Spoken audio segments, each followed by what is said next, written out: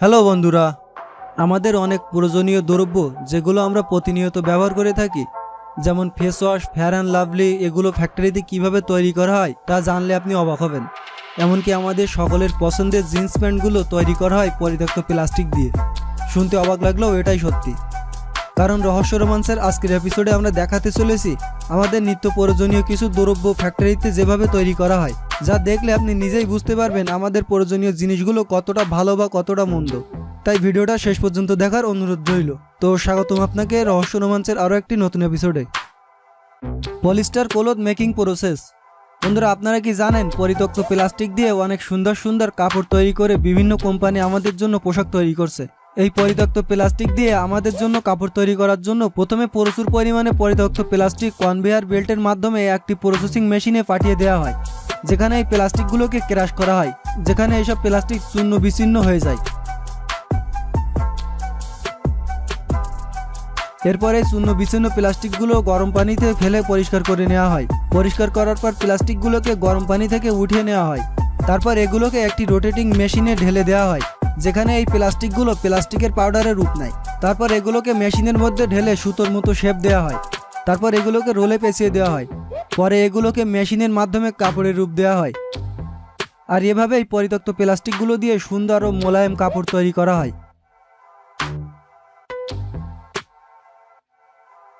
Cloth factory machine. বন্ধুরা, আপনারা যখন মার্কেটে গিয়ে ভালো ভালো পোশাক দেখেন, তখন কি ভেবেছেন এগুলো কিভাবে তৈরি করা হয়? চলুন জেনে নেওয়া যাক। কাপড় তৈরি করার জন্য প্রথমে বিভিন্ন রঙের বিভিন্ন ধরনের সুতার বড় বড় রোলের প্রয়োজন হয়। তারপর এগুলোকে ক্লথ নেটিং মেশিনের মাধ্যমে লাগিয়ে দেওয়া হয়। আর পরবর্তী বাকি কাজগুলো এই মেশিন নিজেই করে ফেলে। সেই সাথে এই মেশিন বিভিন্ন ডিজাইনে তৈরি করে ফেলে এই কাপড়গুলোকে। শার্ট প্যান্ট তৈরি করার জন্য এই মেশিনগুলো ব্যবহার করা হয়। যে যেভাবে টি শার্ট চাইবে সেই রঙের কাপড় এনে মেশিনে প্রোগ্রাম সেট করে দিলে অটোমেটিক এই মেশিন সেই ডিজাইনকৃত পোশাক তৈরি করে দিবে। Foundation factory machine. বন্ধুরা, ছেলে মেয়ে উভয়ই এটা ব্যবহার করে তাদের চেহারার উজ্জ্বলতা বাড়ানোর জন্য। বন্ধুরা, একবারও কি ভেবে দেখেছেন এই কসমেটিক্সগুলো কিভাবে আপনার চেহারার উজ্জ্বলতা বাড়িয়ে দেয়? এটি প্রস্তুত করার জন্য প্রথমে একটি মিক্সারে পানি ঢেলে দেওয়া হয়। তারপর zinc oxide powder, aloe vera gel, চালের আটা, কোকোয়া পাউডার এবং কোলো পাউডার ঢেলে একসাথে মিক্স করা হয়। এরপরে এটা প্রস্তুত করা শুরু হয়ে যায়। তারপর একটা বিশেষ কেমিক্যাল মিক্স করা হয়, যার মাধ্যমে আমাদের মুখের উজ্জ্বলতা বৃদ্ধি পায়। এরপর ফাউন্ডেশন ক্রিমের বোতল ভরে সেই মিক্সারগুলো ভর্তি করে দেওয়া হয়, আর এভাবেই বোতলের পিছনে চাপিয়ে দেওয়া হয়। সবশেষে বোতলের মুখ লাগানো হয়। এরপরে এগুলো প্যাক করে বাজারজাত করা হয়। Shampoo factory machine.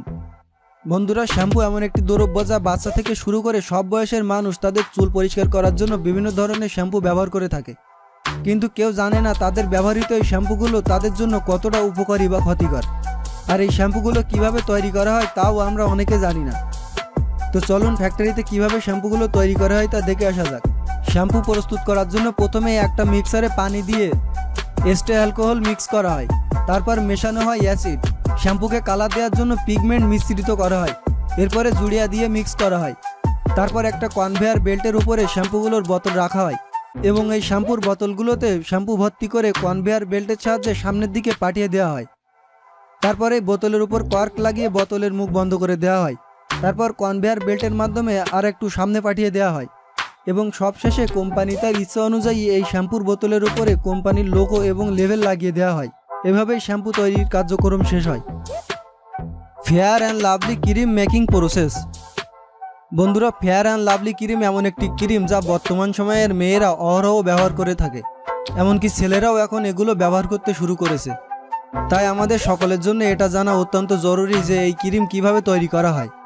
Fair and lovely cream তৈরি করার জন্য প্রথমেই কয়েকটি জিনিসের প্রয়োজন পড়ে, আর তা হলো ডেস্টিনেটেড monoglyceride, stearic acid, stated alcohol, stearyl alcohol, butylated hydro অক্সিটনিন, কার্কেপুল, glycerine, mineral oil, methyl paraben, aloe vera এবং কোল্ড ওয়াটার। এই স্টারিক অ্যাসিড তৈরি করা হয় অ্যানিমাল ফ্যাট দিয়ে। অ্যানিমাল ফ্যাট হলো বিভিন্ন পশু পাখির শরীর থেকে সংগ্রহকৃত চর্বি। এই সব কিছু মিক্স করে ফেয়ার অ্যান্ড লাভলি ক্রিম তৈরি করার জন্য প্রথমে একটা মিক্সারে প্রচুর পরিমাণে দুধ ঢালা হয়। তারপর সেই দুধের মধ্যে মিনারেল ওয়াটার ঢালা হয়। তারপর এগুলোকে গরম করে উত্তপ্ত করে মিক্স করা হয়।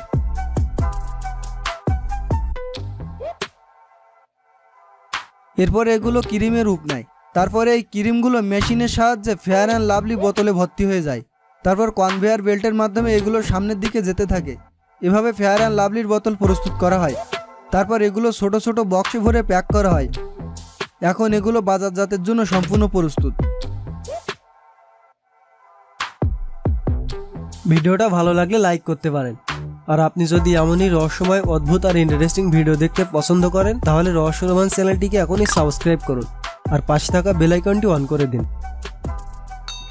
তো দেখা হচ্ছে পরবর্তী এপিসোডে। ততক্ষণ পর্যন্ত ভালো থাকবেন। ধন্যবাদ।